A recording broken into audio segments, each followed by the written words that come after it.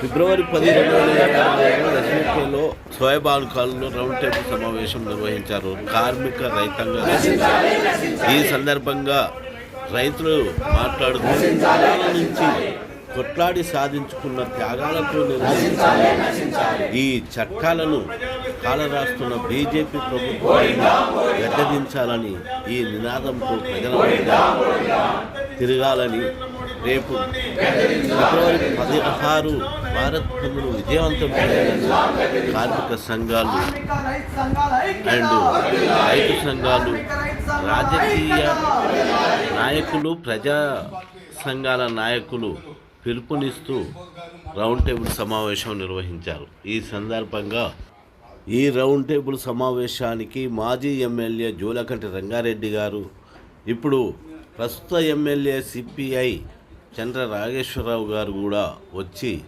సూచనలతోటి మద్దతు పలికారు. రేపు 16 జరగబోయే బంద్కు.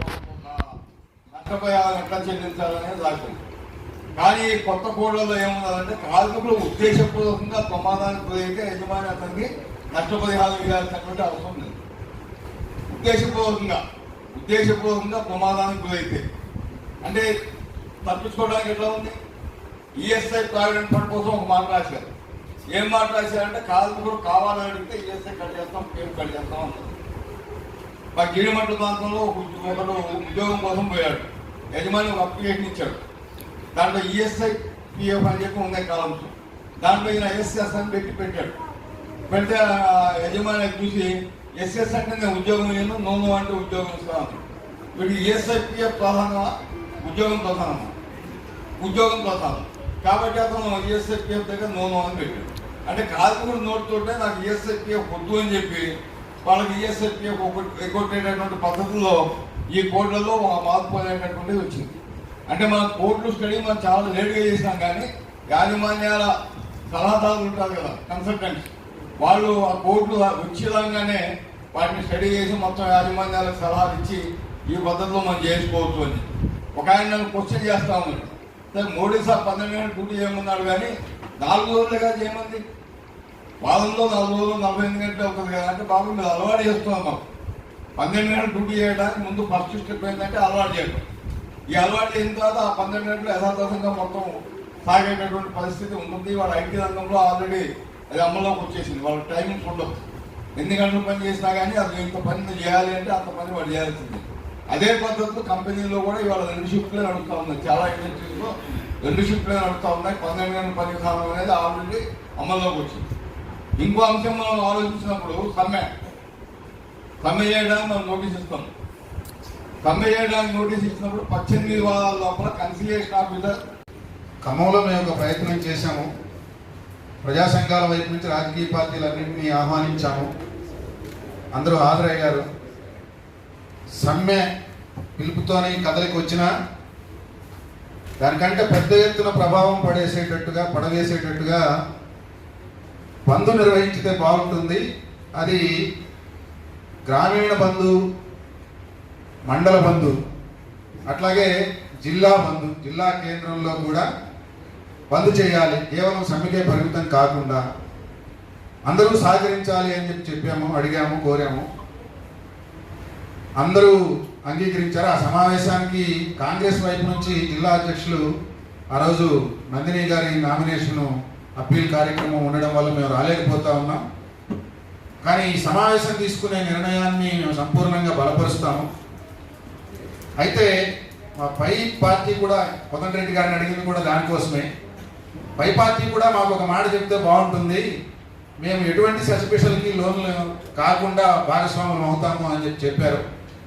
అందువల్ల కాంగ్రెస్ అధిష్టానం వైపు నుంచి, అట్లాగే CPM, CPI, CPIML, new democracy, ఇతర విప్లవ పార్టీలు, తెలుగుదేశం, ఇతర నాయకత్వం అన్ని పార్టీల వైపు నుంచి రాష్ట్ర వ్యాప్తంగా ఈ బంద్ను నిర్వహించితే, ఇవాళ తెలంగాణ రాష్ట్రంలో ఏర్పడుతున్నటువంటి పరిస్థితుల నేపథ్యంలో బీజేపీకి ఈ రాష్ట్రంలో స్థానం లేకుండా చేయడానికి మనం అందరం పూనుకుంటే సమ్మె బంద్గా, రాష్ట్ర బంద్గా జయప్రదంగా నిర్వహించుకునేటటువంటి అవకాశం ఉంటుంది. పార్టీలు భాగస్వాములు అయిన తర్వాత అక్కడ ఒక నిన్ననే కె నాగేశ్వర్ గారిని ఆహ్వానించి అక్కడ ఒక సెమినార్ నిర్వహించారు. అట్లాగే ప్రజా సంఘాల నాయకత్వం అంతా హాజరై ఇప్పుడే అధ్యక్షులు వారు చెప్పినట్టుగా అక్కడ ఒక కార్మిక రంగాలు ఇతర రంగాలతో ఒక సమావేశం నిర్వహించడం జరిగింది. ఇంటింటికి కరపత్రం పంపిణీ చేసేటట్టు మతతత్వాన్ని ఉన్మాదాన్ని రగిలించేసి కార్మికుల మీద రైతుల మీద వేస్తున్నటువంటి భారాల నుంచి దృష్టి మళ్లించడం కోసం బీజేపీ చేస్తున్నటువంటి ప్రయత్నాలను తిప్పికొట్టడంలో భాగంగా మనం కూడా ఇంటింటికి వెళ్ళి కరపత్రాలు పంచి మన మీద ఈ ప్రభుత్వం వేస్తున్న కేంద్ర ప్రభుత్వం వేస్తున్న భారాలు వివరించాలి అని తీసుకున్న నిర్ణయాన్ని మేము కింద వరకు అమలు చేస్తామని కార్మిక సంఘాలు రైతు సంఘాలతో పాటు రాజకీయ పార్టీలు కూడా మద్దతు తెలియజేయడానికి సిద్ధపడ్డాయి. దీన్ని మిగిలినటువంటి జిల్లాలలో కూడా అన్వయించి ముందుకు తీసుకుపోవడానికి రాజకీయ పార్టీలుగా ప్రయత్నం చేస్తే బాగుంటుంది అని చెప్పేసి విజ్ఞప్తి చేస్తూ ఆ రకమైన ఫలితం అక్కడ వస్తూ ఉంది. మిగిలిన చోట్ల కూడా దాన్ని రాబట్టుకునేటటువంటి అవకాశాన్ని మీరు మాకు ఇవ్వాలి అని చెప్పేసి విజ్ఞప్తి చేస్తూ సెలవు తీసుకుంటామని నమస్కారం. ఇప్పటికే మొత్తం రాష్ట్ర స్థాయిలో గ్రామీణ భారత్ బంద్కు సంబంధించిన కరపత్రాలు కార్మిక సంఘాలు రైతు సంఘాలు చాలా విస్తృతంగా పంపిణీ చేయటం జరిగింది. రైతు సంఘాలుగా ఒక్కొక్క సంఘమే మా సంఘం నుంచి 1,00,000 కరపత్రాలు, అట్లాగే రైతు సంఘం నుంచి సాగర్ సుదర్శన్ గారు వాళ్ళు 1,00,000 కరపత్రాలు, మిగతా రైతు సంఘాలు కూడా వేల సంఖ్యలో కరపత్రాలు పంపిణీ చేయటం, అన్ని జిల్లాలలో కూడా కార్యక్రమం విజయవంతం కావటానికి సదస్సుల రౌండ్ టేబుల్ సమావేశాల నిర్వహించుకోవటం జరుగుతూ ఉంది. నాగయ్య గారు పెట్టినటువంటి తీర్మానంలో డిమాండ్స్ ఆ మేరకు వచ్చాయి, సంతోషం. రైతు సంఘాలు వేసిన కరపత్రంలో రైతాంగ సమస్యలపై ఇంకొంచెం విస్తృతంగా కూడా డిమాండ్లను లేవనెత్తడం జరిగింది. అన్ని జిల్లాలలో రైతు సంఘాలు కార్మిక సంఘాలని కలుపుకొని చొరవ చేసే దగ్గర కొన్ని జిల్లాలలో రైతు సంఘాలు, కొన్ని జిల్లాలలో కార్మిక సంఘాలు, అట్లా ఒక వాతావరణాన్ని ఏర్పాటు చేయటంలో అందరము కృషిలో ఉన్నాము. అయితే గ్రామీణ భారత్ బంద్ అన్నాం కాబట్టి మన దృష్టి అంతా గ్రామం మండల స్థాయిలోనే అని ఆ ఆలోచనే కొనసాగుతున్న హైదరాబాదులో అసలు నిర్వహించకపోతే ప్రభావం చూపలేమని ఈరోజు ఈ కార్యక్రమాన్ని మనం తీసుకున్నాం. ఇక్కడ మొబిలైజేషన్ ఎట్లా ఏమిటి, అవసరమైతే అరెస్ట్ అయ్యేంత వరకు కూడా మన ఆలోచన తీసుకువెళ్దామా, దీనికి సంబంధించి కూడా ఒక నిర్ణయం మనందరము చేసుకుంటే బాగుంటుంది అని నేను అభిప్రాయపడతా ఉన్నాను. రైతాంగ సమితి ఎస్కేఎం ప్రత్యేక అభినందనలు తెలియజేస్తూ కేంద్ర ప్రభుత్వం రైతాంగ వ్యతిరేక విధానాలు అమలు చేస్తున్నందుకు 2014లో ఆయన అధికారంలోకి వచ్చిందే స్వామినాథన్ సిఫారసులను అమలు చేస్తామని చెప్పారు. కానీ ఆ అమలు చేయకుండా మళ్ళీ రైతులకు వ్యతిరేకమైనటువంటి 3 వ్యవసాయ చట్టాలను తీసుకురావడం జరిగింది. సంవత్సరం పాటు దేశ రైతాంగం ఐక్యమై ఉద్యమెత్తి ప్రధానమంత్రిగా క్షమాపణ చెప్తూ రద్దు చేస్తున్నారు. అదే చట్టాలను మళ్ళీ దొడ్డిదారిన తీసుకురావాలని ప్రయత్నం చేస్తున్నారు. ఆ రోజు రద్దు చేసిన సందర్భంగా ఒక 7 సమస్యలను కేంద్ర ప్రభుత్వం దృష్టికి తీసుకురాగల ఆయన రాతపూర్వకంగా మేము అమలు చేస్తామని చెప్పి నేటికి కూడా అమలు చేయలేదు. వీటి పరిష్కారం కొరకు ఫిబ్రవరి 16న పెద్ద ఎత్తున భారత్ బంద్ను అంటే గ్రామీణ భారత్ బంద్ను విజయవంతం చేయాలని మనం అందరం కూర్చున్నాం. ఈ కాంగ్రెస్ పార్టీ ఈ రౌండ్ టేబుల్ సమావేశం రావడం అభినందనీయం. అందులో పార్టిసిపేట్ కావాలని మేము కూడా తెలియజేస్తున్నాం. అదే రకంగా అన్ని పార్టీలు ఐక్యమై పెద్ద ఎత్తున భారత్ బంద్లో పాల్గొని విజయవంతం చేయాలని కార్మిక కర్షక విద్యార్థి ప్రజా మహిళలు అందరూ పాల్గొని విజయవంతం చేయాలని కోరుతూ విజ్ఞప్తి చేస్తూ ముగిస్తున్నాం. ముందుకు పోయినట్లయితే ప్రజల్లో కూడా ఒక రకమైనటువంటి చైతన్యం, అట్లానే సమస్యలు ఎదుర్కొంటున్నారు కాబట్టి ఇది మన సమస్య, మన కోసమే ఉద్యమం జరుగుతుంది, పోరాటాలు జరుగుతున్నాయి. ఈ బంధు పిలుపు కానీ, ఇప్పుడు గ్రామీణ బంధు పిలుపు కానీ, మరి పారిశ్రామిక సమ్మె పిలుపు కానీ, ఇవన్నీ కూడా మన కోసం అనేటువంటిది ప్రజల్లో ఒక కదిలి వర్గం పెద్ద పారిశ్రామిక హక్కులు సాధించినటువంటి వాళ్ళకి ఇందులో హక్కులన్నీ కోల్పోయారు. గతం నుంచి సాధించుకున్నటువంటి హక్కులు కోల్పోయి 4 లేబర్ కోడ్లు తీసుకొచ్చిందని చెప్పుకుంటున్నాం. అదేవిధంగా గుమస్తాలు కానివ్వండి, మామూలు రోజువారీ కార్మికులు వాళ్ళందరూ కూడా వాళ్ళకి పని భద్రత లేదనేటువంటిది, పని దొరకట్లేదనేటువంటిది, వాళ్ళందరినీ కూడా సమ్మెలో పాల్గొనమని అడుగుతున్నాం. అదేవిధంగా గ్రామీణ ప్రాంతాలకు వస్తే రైతాంగం అంతా కూడా తమ భవిష్యత్తు ఏందని చెప్పి వాళ్ళు రోడ్ల మీదకి వచ్చేటువంటి ఒక పరిస్థితి ఉంది, సమ్మె చేయక తప్పనటువంటి పరిస్థితి ఉంది. అదేవిధంగా వాళ్ళ మీద ఆధారపడేటువంటి వ్యవసాయ కార్మికులు కూడా పని లేక ఇబ్బందులు పడుతున్నటువంటి గ్రామీణ మొత్తం ఉపాధి హామీ దాన్ని డిమాండ్ చేస్తూ వాళ్ళది కూడా మనం డిమాండ్ను బలపడుతున్నటువంటి పరిస్థితి.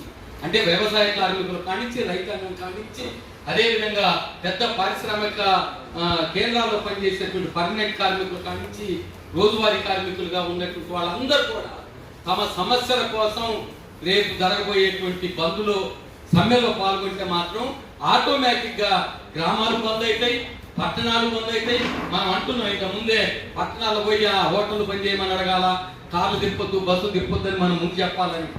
బస్సు నడపడానికి డ్రైవర్ లేకుండా, కండక్టర్ లేకుండా, దుకాణం చేయడానికి గుమస్తా రాకుండా, వాచ్మెన్ రాకుండా, అందరూ ఎవరి పనిలో వాళ్ళు సమ్మెలో ఉంటే మాత్రం మొత్తం భారత్ బంద్ అయింది. ఇది సారాంశంలో భారత్ బందే. ఆ విధంగా భారత్ బంద్ అయ్యేటట్టుగా మనం ఇక్కడ చేరినటువంటి సంఘాలు, ప్రజా సంఘాలు, మన పార్టీలు అందరం కలిసి కనుక కృషి చేస్తే తప్పకుండా విజయం సాధించగలుగుతాం. ఆ విధంగా మా రైతు సంఘం తరఫున కూడా మేము ఇప్పటికే అన్ని జిల్లాల్లో కూడా మా శ్రేణులకి ఆ కార్యక్రమాన్ని ఇచ్చినాం. మీ అందరితో పాటు ఐక్య ఉద్యమాల్లో జిల్లా స్థాయిలో, మండల స్థాయిలో, గ్రామ స్థాయిలో కూడా ఎక్కడికక్కడ మనం చొరవ చేయగలిగితే మనం చొరవ చేద్దాం. ఇతరులు ఎవరైనా చొరవ చేస్తే మన సంఘం తరఫున మీరు వెళ్ళండి అని చెప్పి మా వాళ్ళకి మేము పిలిపించున్నాం.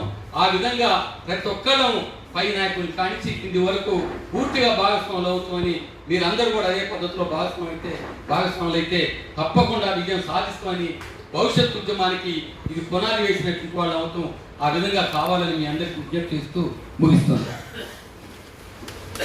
ఇవాళ సరిగ్గా ఏ స్వామినాథన్ కమిషన్ భారతదేశంలో రైతాంగానికి ఒక వారికి సంబంధించినటువంటి పంటలకి కనీస ధరల్ని ఇవ్వాలనేటువంటి ఏదైతే ఒక సిఫారసు చేసిందో ఆ సిఫారసు ఆధారంగా దేశవ్యాప్తంగా రైతాంగం ఎండకు, వానకు, చలికి తలకి ఒక అద్భుతమైనటువంటి సమ్మెను సాగించి విజయం సాధించిందో అలాంటి సమ్మెను ఇవాళ క్యాష్ చేసుకోవడం, అలాంటి ఒక మూలమైనటువంటి స్వామినాథన్ కమిటీ సిఫార్సులు ఏదైతే ఉన్నాయో ఆయనకు ఒక జాతీయ స్థాయిలో ఒక బిరుదు ఇవ్వడం, ఎన్నికలకు సంబంధించినటువంటి అన్ని అంశాల్లో రాముణ్ణి దేశవ్యాప్తంగా వాడుకుంటున్నారు, ఇప్పుడు శివుణ్ణి వాడుకుంటున్నారు, మధురలో కృష్ణుణ్ణి వాడుకుంటున్నారు. ఇది కేవలం ఉత్తర భారతదేశానికే పరిమితమైనటువంటిది కాదు.